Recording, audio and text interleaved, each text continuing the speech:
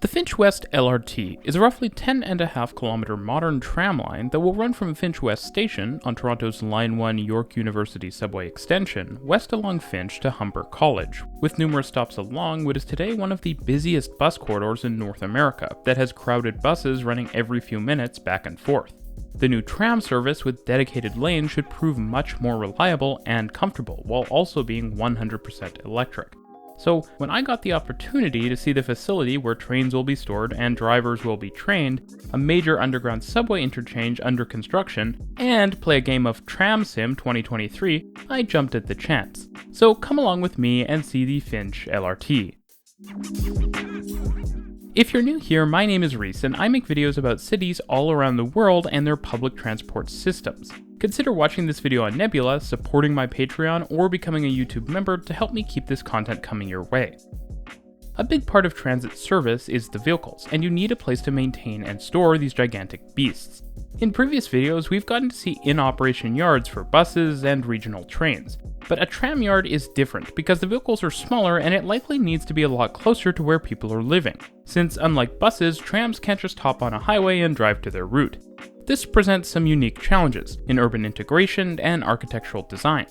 Arriving at the MSF, which is just west of Jane and Finch, likely to be among the busiest stops on the line, we're greeted with a genuinely very nice site. Sure, construction is still underway, but the building and landscaping is excellent. It has a sleek space-age look, EV parking, and even better, a bike locker, which along with new bike infrastructure along Finch coming with the project could let locals working here comfortably cycle to work. While some older transit facilities feel very industrial, this feels like something distinct, technical, futuristic, space-aged, and modern. Inside the building are lots of offices spread across several floors for various operational functions, as well as space for maintenance. The actual yard control room is in a corner that actually overlooks the tracks into the yard, so controllers can dispatch vehicles and coordinate arrivals. This room isn't completely finished yet. Looking down below, there is a handover platform here where operators can go to pick up a vehicle to take it into service. You'll see such platforms at a lot of rail transit facilities.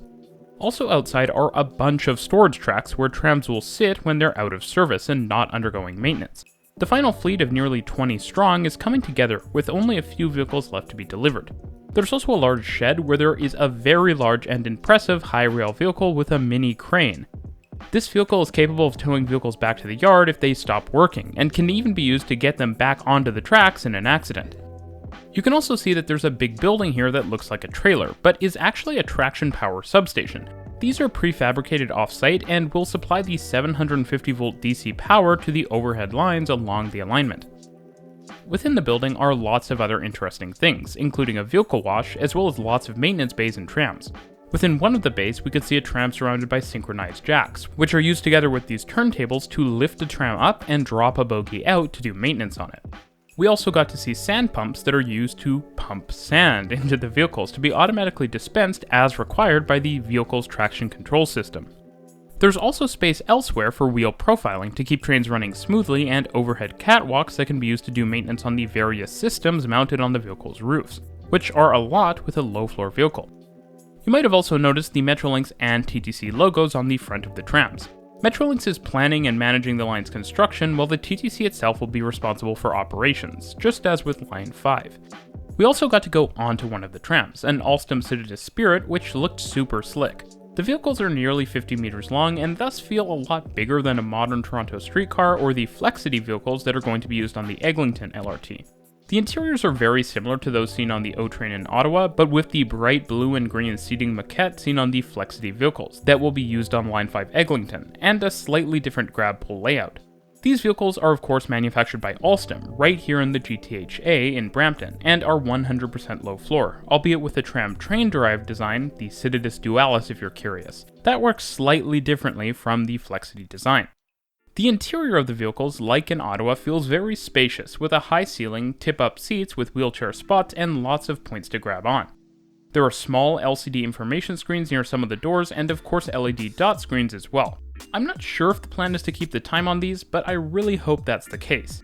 I should also say we have a lot more behind the scenes and site visit videos planned, so if you like this type of video, check out our site visits playlist and make sure you're subscribed for more in the future. Heading up front to the cab, it's also really nice, as it features gigantic wraparound windows with shades, a nice central driving position, and a good layout for the various displays and buttons used to control things. And I say this because right after we were done looking at a real tram, we headed over to the simulator. The sim was quite an interesting experience, and like the bus simulator we tried in Vancouver, an instructor watches over and can change the weather and introduce tricky conditions like obstacles on the track.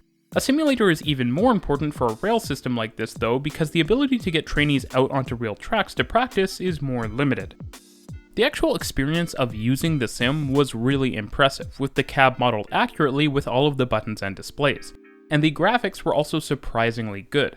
One of the most interesting elements of the experience was the signaling system, which is actually the very sophisticated cell track moving block system from Thales, which not only prevents trams from crashing into each other, but also prevents you driving dangerously fast and constantly adjusts your target and maximum speed, so that you're reminded to slow down in corners and on grades, guiding you along the line, which is really interesting. From here we headed out east along Finch Avenue to Finch West Station to see the new interchange at this major subway stop.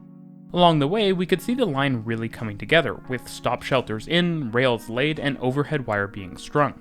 Trams are also being tested, so if you're up on Finch West, you might even see one. Now, one of the first transit projects I ever got seriously involved in advocating for when concerns were raised about its cancellation was the Finch West LRT, so it was amazing to actually walk through the future interchange. To be clear, just like older TTC streetcar connections at places like St. Clair West, the connection between the Finch West line and the subway, as well as the Finch West platforms, are underground.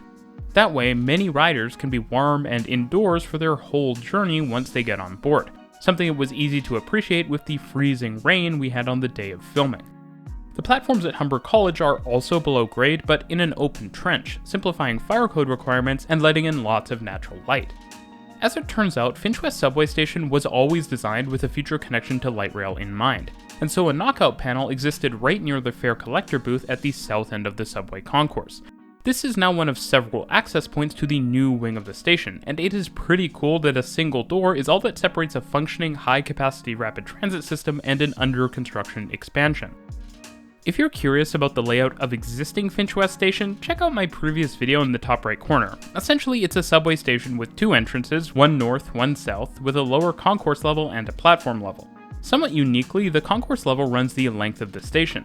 That way, passengers from the northernmost entrance save energy and time by not needing to go down and back up from the subway platform level when heading between the Finch line and the northern entrance.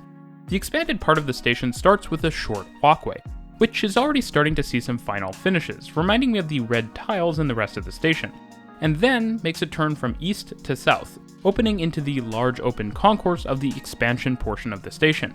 Here you can take some stairs or ramp down to the lower level.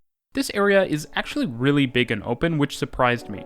There are also a number of skylights and vents to above that are being used to haul material in and out today, but will eventually allow for light and ventilation in the future. From here, there is a future commercial space and a long set of escalators heading up and south into the dramatic new southernmost entrance building, which is actually south of Finch Avenue. This building will have a plaza and public art piece in front of it, and will really expand the station's presence. Heading back down, we turn to the west and head up a similar vertical access route to the new platform. This platform will serve the trams we saw earlier, and is really nice and large, and was actually built to roughly 90 meters long, to require longer coupled vehicles when they're required in the future. All of the other infrastructure on the line is also prepared for this eventuality, meaning a future capacity expansion should be rather straightforward and expensive. I of course always like to see sensible future-proofing like this.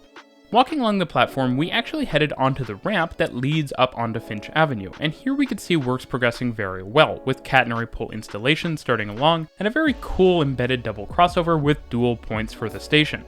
Heading back along the tracks into the station, we can actually see the pretty long overrun track, which at the end of it has another bit of excellent future-proofing in the form of another knockout panel to enable a future extension of the line further east.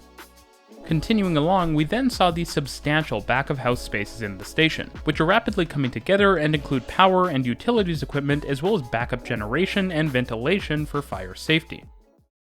Emerging back from the ground, I don't think I've ever been quite so excited for a transit project to open.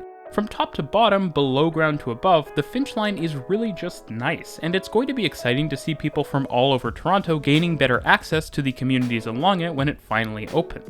I also think there's a ton of different stuff we can learn here to take to other transit networks in the country and even in Toronto, including the more advanced signaling system, the dual point switches, and the really nice vehicles. So thanks for watching, and I'll see you in the next one.